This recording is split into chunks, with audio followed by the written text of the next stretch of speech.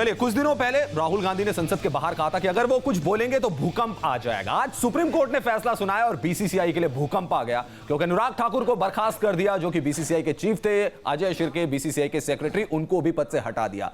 Lodha committee की सिफारिशों को लागू करना था, बीसीसीआई लगातार आनाकानी करती रही और फाइनली कोर्ट को फैसला लेना पड़ा कि आप लोगों को जाना पड़ेगा। यानी बीसीसीआई के जो बॉस हैं वो बोल्ड हो गए हैं। हमारे साथ हैं हरपाल सिंह बेदी, वरिष्ठ खेल पत्रकार। उनके हम ओपिनियन लेंगे, राय लेंगे और उनसे बातचीत करेंगे कि अब बीसीसीआई में क्या कुछ होने वाला है, क्या पारदर्शिता की कदम की तरफ जो है पहला कदम बढ़ाया गया है। बहुत बड़ा एक माइलस्टोन, एक चेंज हमें देखने को मिलेगा बीसीसीआई के अंदर। रिपोर्ट देखते हैं सबसे पहले किस तरीके से अनुराग ठाकुर और अजय शिर्के की छुट्टी हो गई। बीसीसीआई पर चली सुप्रीम कोर्ट की तलवार। बोर्ड के अध्यक्ष पद से बर्खास्त हुए अनुराग ठाकुर। बीसीसीआई को महंगी पड़ी कोर्ट की अवमानना। अब ठाकुर पर चलेगा अवमानना का केस। देश की सर्वोच्च अदालत ने ऐतिहासिक फैसला लेते हुए बीसीसीआई के प्रेसिडेंट अनुराग ठाकुर और बोर्ड के सचिव अजय शिर्के को उनके पद से हटा दिया है। It's the victory for the game of the cricket and it will flourish. Don't worry about that. Administrators come, administrators go. But ultimately it is for the benefit of the game and game will flourish, I'm very sure. इसके साथ ही court ने यह भी कहा है कि board के वो सभी अधिकारी जो लोढ़ा पैनल की सिफारिशें मानने से मना करते हैं, उन्हें भी जाना होगा। कोर्ट ने बीसीसीआई के एडमिनिस्ट्रेटर्स के नाम सुझाने के लिए सीनियर वकील फली नरीमन और गोपाल सुब्रमण्यम की 2 मेंबर वाली कमेटी बनाई है। इस केस की अगली सुनवाई 19 जनवरी को होगी। वहीं अनुराग ठाकुर पर अवमानना का केस भी चलाया जाएगा। This is logical consequence because once the committee's reforms were accepted by the Supreme Court in its order of 18 July 2016, it had to be implemented. There were obstructions, there were impediments. We fixed the timelines that was not adhered to. We submitted 3 reports before the Supreme Court. Even then it was not implemented. Obviously this was to happen and this has happened. अभी full order भी आने दीजिए, चूंकि ये लोग main लोग हैं, लेकिन हम लोग भूल रहे हैं एक शख्स और है रत्नाकर शेट्टी, उसके भी हलफनामा पे कोर्ट ने बहुत क्वेश्चन मार्क उठाया था।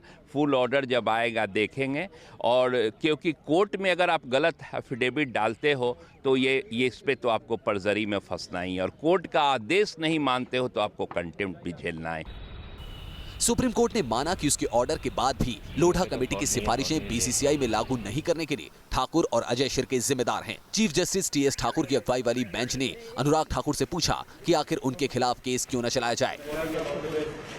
कोर्ट लगातार बोर्ड को लोढ़ा कमेटी की सिफारिशों को लागू करने का आदेश दे रहा था, लेकिन बीसीसीआई कभी भी इन सिफारिशों को लागू करने के लिए गंभीर नहीं दिखी और आखिरकार कोर्ट को कड़ा कदम उठाना पड़ा। अब बीसीसीआई के सामने भी संकट खड़ा हो गया है, क्योंकि बोर्ड को नए सिरे से अपने अधिकारियों का चयन करना होगा, जो मौजूदा हालात को देखते हुए आसान नहीं रहने वाला। सुप्रीम कोर्ट ने बीसीसीआई को कई बार सख्त चेतावनी दी, राज्य संघों को दिए जाने वाले फंड तक पर रोक लगा दी, लेकिन बीसीसीआई बार बार राज्य संघों की आड़ लेकर जस्टिस लोढ़ा कमेटी की सिफारिशों पर अमल करने से गुरेज करता रहा। आखिरकार सुप्रीम कोर्ट ने आज वो फैसला ले ही लिया, जिसके चलते अनुराग ठाकुर को जहां अपनी कुर्सी गंवानी पड़ी है, वहीं दूसरी ओर अदालत की अवमानना के आरोप में जेल जाने का खतरा भी उन पर मंडराने लगा है। वीडियो जर्नलिस्ट सत्या के साथ अरविंद सिंह, न्यूज नेशन, दिल्ली। तो अनुराग ठाकुर बोल्ड हो गए, अजय शिर्के उनकी भी छुट्टी हो गई, लेकिन अनुराग ठाकुर फिर सबके सामने आए और उन्होंने क्या कुछ कहा वो एक बार सुन लेते हैं। मुझे गर्व है कि भारतीय क्रिकेट की सेवा करने का सम्मान मिला। पिछले वर्षों में भारतीय क्रिकेट ने प्रशासन और खेल के विकास में काफी सुनहरे दिन देखे हैं। बीसीसीआई देश का सबसे सफल खेल संगठन है और देश में क्रिकेट के बुनियादी ढांचे को राज्य क्रिकेट संघों की मदद से बनाया गया है।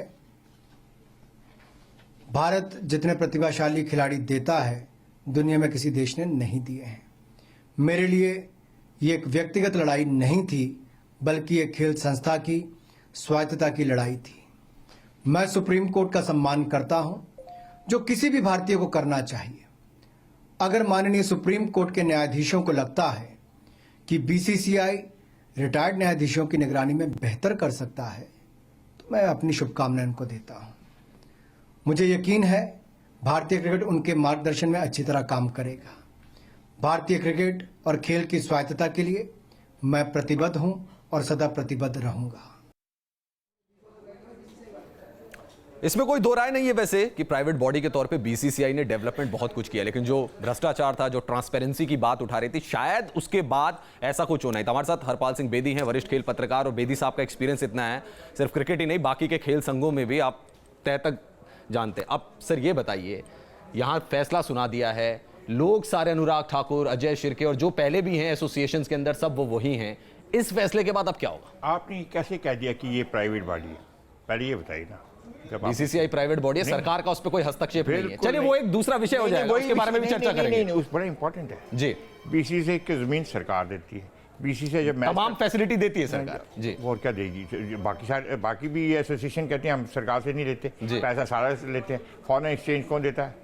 आपको ये बता दूं कि जब मोरारजी देसाई फाइनेंस मिनिस्टर थे, आप सुन लीजिए, इनकी थोड़ी सी हिस्ट्री है जो बार बार कहते हैं, उसको बड़ा नहीं, वो तो कोर्ट ने भी बहुत कुछ कह दिया ना सर। ठीक है, आप पब्लिक के लिए रिस्पांसिबल है। मेरा ये कहना है यहाँ से बीसीसीआई कहां जाएगी? एक छोटी पहले बात बता दूं कि जब मोरारजी देसाई फाइनेंस मिनिस्टर थे, डिप्टी प्राइम मिनिस्टर थे, तो वेस्ट इंडीज की टीम को भारत आना था, उसका फॉरेन एक्सचेंज का बड़ा प्रॉब्लम था, और मोरारजी देसाई ने कहा जी हम इतना पैसा नहीं दे सकते, टूर कैंसिल होने वाला था। मिसेस गांधी ने इंटरवीन किया कि भैया इतना पैसा रिलीज कर दो। अगर उस वक्त मैं 60 की बात कर रहा हूँ, उस वक्त अगर मिसेस गांधी और मोरारजी देसाई इंटरवीन करते थे इस मामले में, तो ये किसने कहा जी गवर्नमेंट का नहीं है? नंबर 1। आप पूछा अब क्या होगा? अब क्या होगा?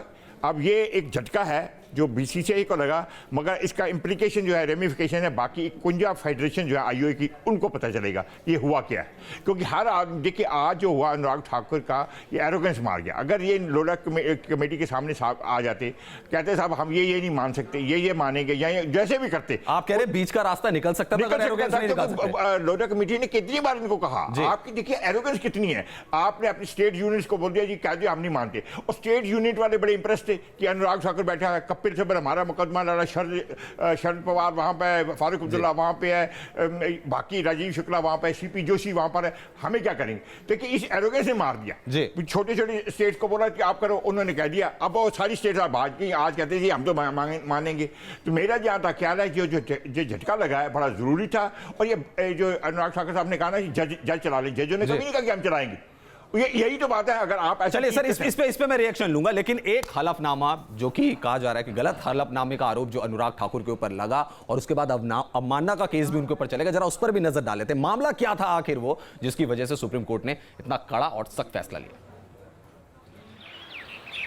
सुप्रीम कोर्ट ने जब से बीसीसीआई को लोढ़ा कमेटी की सिफारिशों को लागू करने का आदेश दिया, तब से बीसीसीआई के प्रेसिडेंट रहे अनुराग ठाकुर सिफारिशों को लागू करने का बहाना कोर्ट के सामने पेश करते रहे।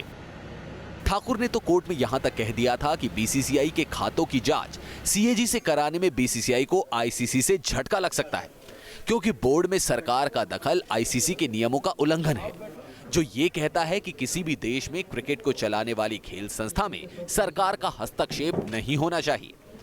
हालांकि अनुराग ठाकुर का यह दांव तब उल्टा पड़ गया था जब आईसीसी के चेयरमैन शशांक मनोहर ने खुलासा किया था कि अनुराग ठाकुर ने ही आईसीसी के सीईओ डेव रिचर्डसन से एक पत्र लिखने को कहा था, जिसमें उन्होंने सरकारी हस्तक्षेप की बात कही थी।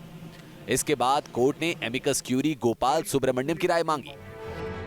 15 दिसंबर को हुई सुनवाई में सुप्रीम कोर्ट ने एमिकस क्यूरी गोपाल सुब्रमण्यम की दलीलें सुनने के बाद पहली नजर में अनुराग को इसका दोषी पाया। कोर्ट ने एमिकस क्यूरी से पूछा था कि अनुराग ने इस मामले में झूठ बोला है या नहीं। गोपाल सुब्रमण्यम ने अपने जवाब में कहा कि बीसीसीआई प्रेसिडेंट ने झूठ बोला है। जो लेटर जो उन्होंने आईसीसी की तरफ से मांगा था और उसके बाद जो उन्होंने एफिडेविट दिया था, तो ऐसे लग ही रहा था कि सुप्रीम कोर्ट जो है उनके ऊपर काफ़ी हैवी पड़ेगा, तो आज वैसा ही हुआ। हालांकि अनुराग ठाकुर ने अपने हलफनामे में इस आरोप से इनकार किया था। उनका कहना था कि उन्होंने आईसीसी चेयरमैन शशांक मनोहर से सिर्फ ये कहा था कि इस मामले पर उनका स्टैंड क्या होता अगर वो बीसीसीआई के प्रेसिडेंट होते। इसके अलावा अनुराग ठाकुर लगातार कोर्ट में स्टेट एसोसिएशंस का भी हवाला देते रहे। ठाकुर का कहना था कि बीसीसीआई में अध्यक्ष का चयन स्टेट एसोसिएशंस के वोट के आधार पर होता है, और स्टेट एसोसिएशंस अभी लोढ़ा कमेटी की सिफारिशों को लागू करने के लिए तैयार नहीं है। इसके बाद कोर्ट ने स्टेट एसोसिएशंस को फंड जारी करने पर भी रोक लगा दी थी। अब अनुराग ठाकुर की यही दलीलें और झूठा हलफनामा उन पर भारी पड़ चुका है। देखना यह है कि क्या अनुराग ठाकुर इसके लिए माफी मांगेंगे या फिर कोर्ट को ही एक और बड़ा फैसला लेना होगा। Sports desk, news nation. तो माफी मांगेंगे अनुराग ठाकुर, ये नहीं मांगेंगे, लेकिन रिएक्शन क्या आ रहे हैं, पूरी प्रतिक्रियाएं क्या आ रही हैं खिलाड़ियों की भी और पूर्व खिलाड़ियों की भी, उस पर नजर डालते हैं। क्रिकेट को क्लीन करने की मुहिम के तहत जब सुप्रीम कोर्ट ने बीसीसीआई अध्यक्ष और सचिव को हटाने का फैसला सुनाया तो हर किसी ने सुप्रीम कोर्ट के इस फैसले की तारीफ की और कहा कि इससे भारतीय क्रिकेट को फायदा मिलेगा। वहीं बीसीसीआई सदस्य भी अब ये मान रहे हैं कि उनके पास सुप्रीम कोर्ट के फैसले को मानने के अलावा कोई विकल्प नहीं बचा है। जो सुप्रीम कोर्ट ने बोला है वो फाइनली होता है, तो we all have to abide.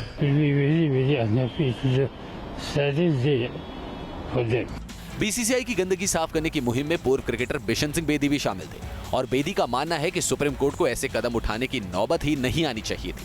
अंधेरगर्दी जो मची हुई थी उसको सही करने में सुप्रीम कोर्ट ने आज अहम फैसला सुनाया है, हम उसके बहुत आभारी हैं। पूर्व क्रिकेटर मदन लाल का मानना है कि बीसीसीआई ने मामले को ज्यादा गंभीरता से नहीं लिया, जिसका खामियाजा उसे उठाना पड़ा। वहीं मदन लाल का यह भी मानना है कि इस फैसले से भारतीय क्रिकेट की आने वाली सीरीज पर भी कोई असर नहीं पड़ेगा। बीसीसीआई भी थोड़ा सा टाइम बाय कर रहा था कि किसी ना किसी तरीके से ये बात टल जाए या बच जाए। तो जब एक कंट्री का हाईएस्ट कोर्ट जो है ऑर्डर कर देता है तो उससे बचना मुश्किल है। पहले ही डिसाइड हो चुकी हुई है और हर चीज़ इन प्लेस है, तो मेरा नहीं मानना कि कोई ऐसा प्रभाव पड़ेगा। बीसीसीआई के पूर्व ट्रेजरर किशोर रुंगटा का भी यही मानना है कि जब लोढ़ा कमेटी को सुप्रीम कोर्ट ने बनाया तो फिर बीसीसीआई को इसे गंभीरता से लेना चाहिए था। लोढ़ा कमेटी के रिकमेंडेशंस बिल्कुल क्लियर थे एंड बोर्ड इसमें सोता रहा इस प्ली के ऊपर कि हमारे मेंबर्स इस चीज को अग्री नहीं कर रहे हैं। इन रिकमेंडेशंस की नॉन एक्सेप्टेंस एक तरह से डायरेक्ट डिफायंस थी, एक तरह से डायरेक्ट चैलेंज था to the Supreme Court and Lodha committee, जो सुप्रीम कोर्ट के लिए मानना मुश्किल था क्योंकि सुप्रीम कोर्ट ने ही ये लोढ़ा कमेटी बनाई थी। लोढ़ा कमेटी की रिपोर्ट सुप्रीम कोर्ट के फैसले में बदल चुकी थी और आप लोढ़ा कमेटी से अग्री करें ना करें, सुप्रीम कोर्ट की जजमेंट से अग्री ना अग्री करने का सवाल ही नहीं आता। किशोर रुंगटा का तो ये भी कहना है कि बोर्ड के पास इस वक्त कोई ऐसा उपाध्यक्ष भी नहीं है जो बीसीसीआई का कार्यभार संभाल सके। हम लिस्ट देखते हैं तो लिस्ट में ये पाते हैं कि जितने भी वाइस प्रेसिडेंट्स हैं वो सब नॉन क्वालिफाइड हो गए हैं। हालांकि पूर्व क्रिकेटर ईरापल्ली प्रसन्ना ने सुप्रीम कोर्ट के इस फैसले पर हैरानी जताई। First reaction is a little bit surprise because I thought that both of them were got elected as per the bylaws of the BCCI. And second point which make me wonder is Lola's committee was recommending people who are above 70 cannot hold the position. And looking at these two, they were much below that age.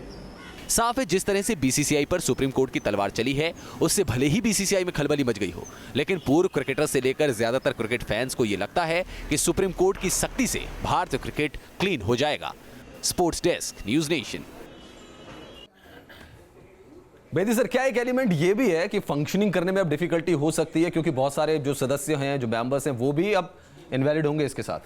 क्या problem होगा जब अगर आप structure, आपका calendar fix है, साल भर आपको क्रिकेट खेलनी है, खेली क्रिकेट को किसने रोका? उसके साथ एडमिनिस्ट्रेटर अगर आपके इनवैलिड हो जाएंगे तो कुर्सियों को एकदम से कौन भरेगा? नहीं, किसने कहा आपको? जी 19 तारीख तक जो जब सुप्रीम कोर्ट दोबारा फैसला देगी तो दोबारा ये सीनियर वाइस प्रेसिडेंट और ज्वाइंट सेक्रेटरी करेंगे। बाय द टाइम दो उन्होंने एडमिनिस्ट्रेटर बनाए हैं कि आप पिक करिए, उनको ये नहीं कहा कि आप करेंगे। फाली नारिमन और गोपाला सुब्रमण्यम बड़े हाईली रिस्पेक्टेड सुप्रीम कोर्ट जजेस है, दे विल पिक अप किनको चुनेंगे, उनसे पूछेंगे जिसमें सौरव गांगुली का नाम सारे फरिश्त है, उसमें महेंद्र रमनाथ, उधर ऐसे भी कप आप नहीं देखिए बड़े एक सिस्टमैटिक प्रोपेगेंडा कर दिया है। जो इधर बैठे थे अभी आपकी जो बार मीटिंग है उसमें एक भी बंदा एक दो बंदों को छोड़ के लगता था कोई एथलीट है या प्लेयर है, जरूरी नहीं क्रिकेटर जिसने कुछ खेला हो, ये सारे बन गए अपने अपने स्विफ्टम ने, इनको कुछ पता नहीं था। अब देखिए अब प्रॉब्लम ये प्रसन्ना जी ने अभी इसका मतलब उनको केस का ही नहीं पता था, आपने तो जवाब दे, उनको ये भी नहीं पता था कि इसलिए नहीं हटाया गया कि वो 70 साल के, या इसलिए नहीं कि हटाया गया कि वो इलेक्टेड है, इसलिए हटाया गया कि उन्होंने उनका माना नहीं है, अब मानना किया और ये लागू नहीं किया। ऐसे अगर आप हर एक से पूछ, हर आदमी एक्सपर्ट है ना, प्रसन्ना जी को बोल देने से मुझे नहीं पता, मगर उन्होंने कहा जी 70 साल का, वो 70 साल की उनके पर एप्लीकेबल नहीं है, they were not accepting high court supreme court जैसे। मेरा जहाँ तक ख्याल है रवि, आपने जो क्वेश्चन पूछा ये भ्रम फैलाने वाला बाकी लोगों के लिए कि सब कैसे चलेगा। सुप्रीम कोर्ट के फैसले पर भारत के पूर्व विकेट कीपर सैयद किरमानी का क्या कहना, वो भी सुन लेते हैं। बहुत ही बेहतरीन डिसीजन रहा है लोढ़ा कमेटी और सुप्रीम कोर्ट का।